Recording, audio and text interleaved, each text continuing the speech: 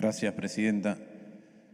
Yo no soy abogado, ¿sí? Pero voy a hacer algunas preguntas asesorado, como corresponde. Primero, la Convención Internacional de los Derechos del Niño no plantea una reserva en el caso específico de esta materia del aborto, sino una declaración interpretativa, con lo cual esa es una de las objeciones que usted tenía. Si eso se modificara, si este Congreso decidiera no sostener esa declaración, esa objeción suya a la ley sería eliminada. Muchas gracias por su pregunta, señor senador, y me parece una pregunta muy interesante, porque uno de los planteos, si se quiere, que yo manifesté es, más allá de la discusión si es declaración interpretativa o reserva, que es una discusión que la dejo para el derecho internacional, para el ámbito de la Convención de Viena sobre el derecho de los tratados. Es cierto que la Corte Suprema en el caso Fall dijo que no era una reserva, sino una declaración interpretativa. Yo hice el análisis de los argumentos de la Corte, cuáles son los fundamentos de la Corte para hacer esa determinación, y entendí que eran incorrectos porque se remitían a una serie de principios de derecho internacional publicados por la ONU, que cuando uno los lee, a mí me sugerían lo contrario de lo que decía la Corte. Pero esa es una discusión que la dejo aparte. Lo que sí digo es, independientemente de cuál sea el carácter, si declaración interpretativa o reserva, en la medida en que esté vigente, tiene un valor. Entonces, lo que se podría hacer es simplemente retirarla. Pero yo lo que no puedo hacer a la hora de hacer un análisis jurídico es obviar esa declaración interpretativa como no existiera. Y en todo caso, después la discusión es, bueno, ¿cuál es el valor de esa declaración interpretativa a la luz de que la Convención de los Derechos del Niño, según nuestra Constitución, en el artículo 75, inciso 22, tiene una determinada jerarquía en las condiciones de su vigencia? Por supuesto, el Poder Ejecutivo podía haber retirado esa declaración interpretativa. Y le digo más, en la locución que yo hice acá en el Senado, a la que se refirió la senadora Fernández Sagasti, yo tampoco planteé una postura confesional, sino que planteé que, en mi visión, de acuerdo a lo que se estaba discutiendo en ese momento con otro proyecto de ley, para poder tomar la decisión que se quería tomar en ese momento, había que reformar la Constitución, como hicieron Irlanda o Francia para poder consagrar el aborto. Ese era mi argumento, es un argumento de derecho positivo. Perfecto, Sí. Entonces, insistiendo con ese argumento de derecho positivo y dejando de lado los sesgos que cada uno de nosotros tiene, ¿sí? Dada su interpretación o esa disquisición o su diferencia con el fallo de la Corte en el caso Fall, diciendo que los tratados internacionales tienen cierto rango, usted está diciendo, a pesar de que no nombre, que tiene una consideración de que la ley de interrupción del embarazo es inconstitucional en algunas partes. Si colisiona con tratados internacionales que tienen determinada jerarquía, si está en contra de la interpretación que hizo la Corte en el caso Fall y por ende de la Declaración de los Derechos del Niño o de la interpretación de ese tema, está diciendo indirectamente, aunque no lo diga, que tiene cierta visión de que aspectos de la ley son inconstitucionales. Quería saber en especial cuáles, si esto que estoy preguntando es así, en especial cuáles. Por ejemplo, usted habló de las 14 semanas, pero ¿qué hay de los embarazos ectópicos cuando está en riesgo la salud de la madre?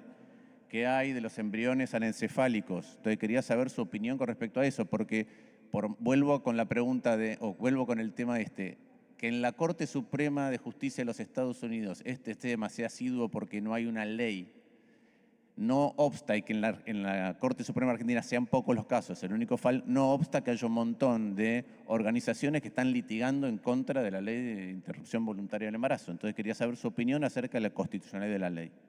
Por favor. Muchas gracias, señor senador, por su planteo. Le aclaro una cosa porque me parece que es importante. Todas las opiniones que yo vertí las vertí como académico.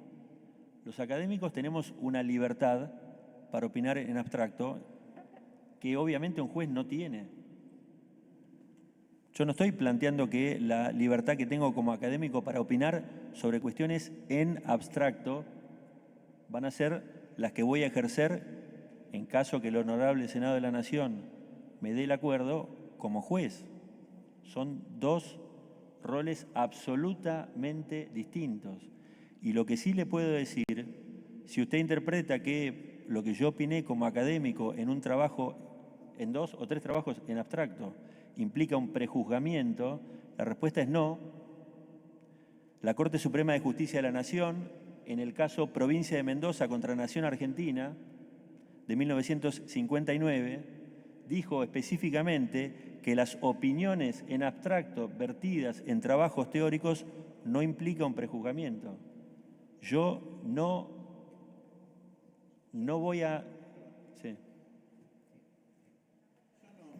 Estoy preguntando, no estoy preguntando si usted está prejuzgando o no qué es lo que va a hacer hacia adelante, y coincido con usted que el rol de los académicos es distinto que el rol de un juez. Yo le estoy preguntando en su carácter de candidato a juez de la Corte Suprema de Justicia de la Nación su opinión específica sobre un tema. Por favor. Sobre el cual se expresó puede haber cambiado de opinión, pero quiero saber la opinión sobre ese tema. Las opiniones académicas que sostuve las sostengo. ¿Cómo fallaría un caso en particular? No se lo puedo decir, obviamente, porque estaría prejuzgando. Eso seguro.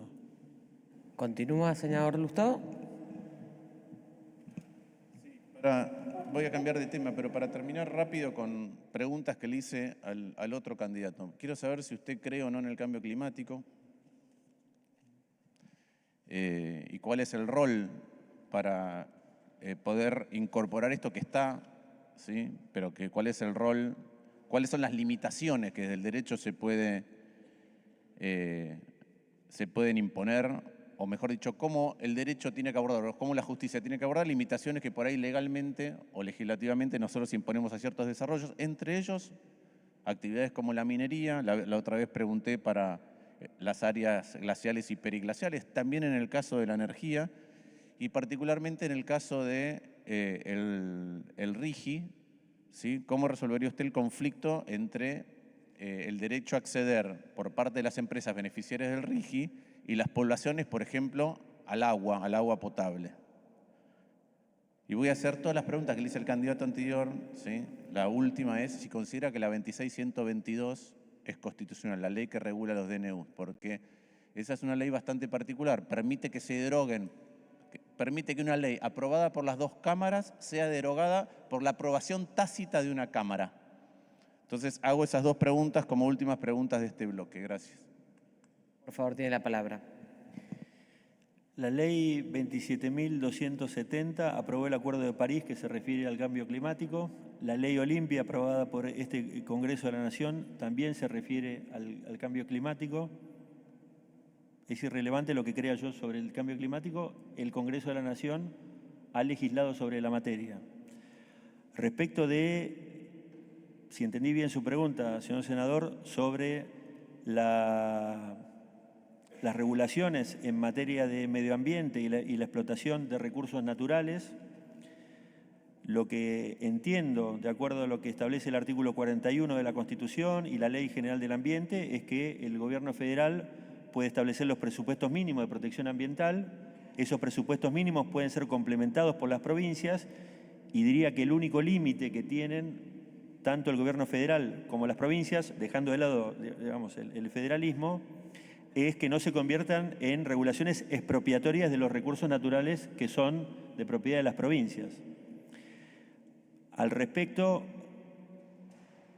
lo que puedo mencionar, si no estoy equivocado, hubo un caso interesante, que es el caso Villíbar del año 2007, que si bien la mayoría lo decidió aplicando el artículo 280 del Código Procesal Civil y Comercial de la Nación, hay un voto concurrente de 3 jueces de la Corte que hace un análisis respecto de este tema. Este era un caso de minería a cielo abierto, una mina de oro, en donde el Código de Minería preveía que con un estudio de impacto ambiental se podía proceder a la explotación, pero la ley de Chubut establecía la necesidad de una audiencia pública. Y frente al conflicto que se generó entre la empresa que quería explotar los recursos, que tenía el estudio de impacto ambiental en el marco del Código de Minería, pero no había cumplido con la normativa provincial, que además exigía una audiencia pública, se generó un conflicto que fue decidido por el Superior Tribunal de Justicia de Chubut y la Corte Suprema convalidó la decisión del Superior Tribunal de Justicia que dejó el permiso que tenía la empresa minera para operar porque no había cumplido con la normativa provincial. Usted me hizo un caso hipotético en el marco del RI. Entiendo yo que en la medida que se cumplan, habría que ver la provincia, habría que ver la regulación ambiental, pero entiendo yo que en la medida que se cumplan los estudios de impacto ambiental, las audiencias correspondientes, seguramente el supuesto que usted me planteó debería ser atendido antes de que se empiece a operar. Y desde ya insisto en esto, el gobierno federal puede establecer los presupuestos mínimos de protección ambiental y las provincias pueden elevar ese piso. Y después me hizo una pregunta sobre el decreto de necesidad de urgencia, la ley 26.122.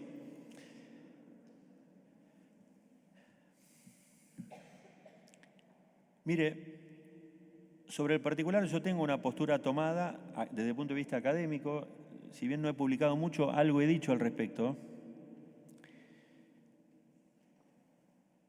Si uno toma, por ejemplo, un sistema parlamentario como el italiano, la Constitución italiana de 1948 tiene un artículo, que es el 77, que establece que en caso que el gobierno sancione un decreto de necesidad de urgencia, caduca a los 60 días si ese decreto no es ratificado expresamente por el Parlamento italiano.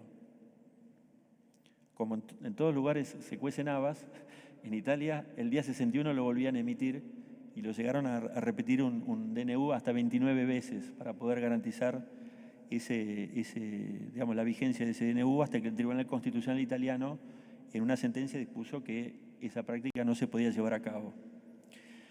Yo entiendo que el Congreso, en ejercicio de las atribuciones que prevé el artículo 99, inciso 3, sancionó una ley para regular la forma en que quiere controlar los DNU. El Congreso fue el que decidió que para rechazar un DNU se necesita una disposición de las dos cámaras. Yo marco una inconsistencia desde el punto de vista técnico, si se quiere, en el sentido de que es raro que en un sistema parlamentario donde hay fusión de poderes haya más control de parte del Parlamento o más restricciones para el gobierno para emitir un decreto de necesidad de urgencia que en un sistema presidencialista en donde la separación de poderes con frenos y contrapesos es la norma, pero es decisión del Congreso la regulación de qué tipo de control quiere ejercer sobre los decretos de necesidad de urgencia. Y ya que estamos en el tema, si me permite, señora presidenta,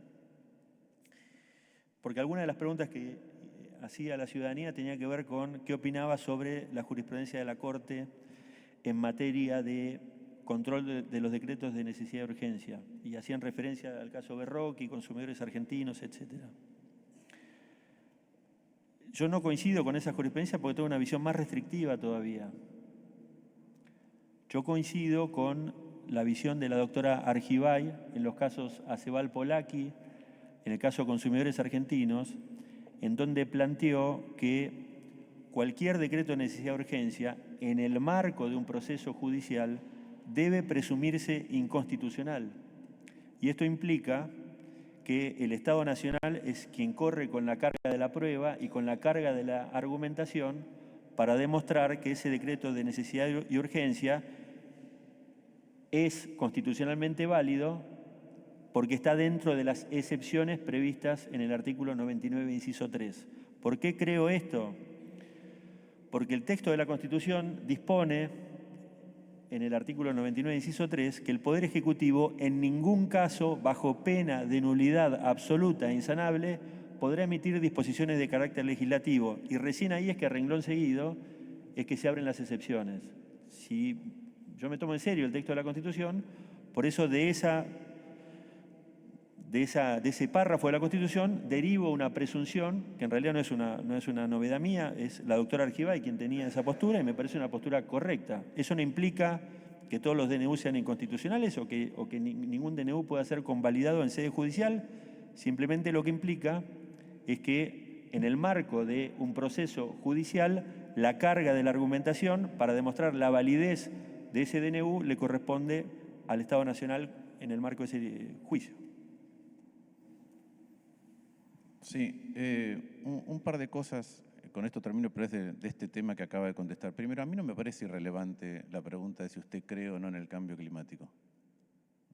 No me parece para nada irrelevante. Me parece raro que la contestación es un tema personal y hay leyes, ¿sí? Entonces, insisto con la pregunta, me parecería importante. Y si no, digo esto porque usted... No. Que era un tema personal. Simplemente empecé enunciando las leyes que exponen el cambio Entonces yo climático. vuelvo a insistir con la pregunta porque, y quiero saber particularmente cuál es su visión sobre el componente ambiental del Estado de Derecho, que es parte de la jurisprudencia reciente de la Corte, y cómo hay que integrar la dimensión del ambiente y el cambio climático en los fallos. Digo esto porque usted mencionó entre sus antecedentes su especialización en derecho privado, ¿sí? Y particularmente en el área de energía. Entonces, me parece importante conocer esta visión o su visión sobre esta temática particular que justo tiene tensiones con algunos de los sectores con los que usted ha trabajado. Y quiero volver a la pregunta del RIGI, porque la pregunta del RIGI no es una pregunta de cambio climático. La pregunta del RIGI o la tensión que tiene ese artículo del RIGI, ya no recuerdo si es el 193 o el 192, es una tensión posible futura por el efecto del cambio climático, que es que en el RIGI se le da prioridad al acceso a los recursos a las empresas por sobre el derecho del acceso al agua a la población, ¿sí? Que son dos preguntas distintas. Una es el cambio climático y otra es producto del cambio climático. En un montón de lugares donde empresas grandes pueden desembarcar, puede haber tensión futura sobre el uso de los recursos y cuál sería su mirada sobre esta tensión. Sobre el cambio climático, señor senador, lo que le contesto es, yo no soy experto en climatología, no tengo criterio para opinar sobre el cambio climático más allá de aceptar que hay un consenso entre los expertos de que existe, pero yo no soy experto en la materia. No se trata de lo que yo creo o deje de creer. A mí la ciencia me importa, me dedico a la academia y hablo sobre lo que conozco. Y por eso sí le marqué que independientemente de mi opinión, hay leyes vigentes que consideran que el cambio climático es una realidad. Eso fue lo que marqué. Pero además, respecto de su segunda pregunta, respecto del RIGI, si entendí bien el planteo, lo que creo es que ese hipotético conflicto que habría que ver caso por caso podría ser no llegar a producirse precisamente por la aplicación de las normas de protección del medio ambiente que obligan a los estudios de impacto ambiental, que obligan a las audiencias públicas, en donde presumo, estamos hablando de un caso hipotético, que si hay una comunidad afectada por esa explotación, por ejemplo en el caso del agua, esa comunidad se va a manifestar, que la autoridad de aplicación va a tomar una determinación, que va a pedir los estudios de impacto ambiental correspondientes y los trabajos que haya que hacer para que la explotación de esos recursos se haga en el marco de las normas ambientales como corresponde. Esa fue mi respuesta. Senador Lustó, ¿continúa? Sí, así hacemos agradecido el resto de los senadores.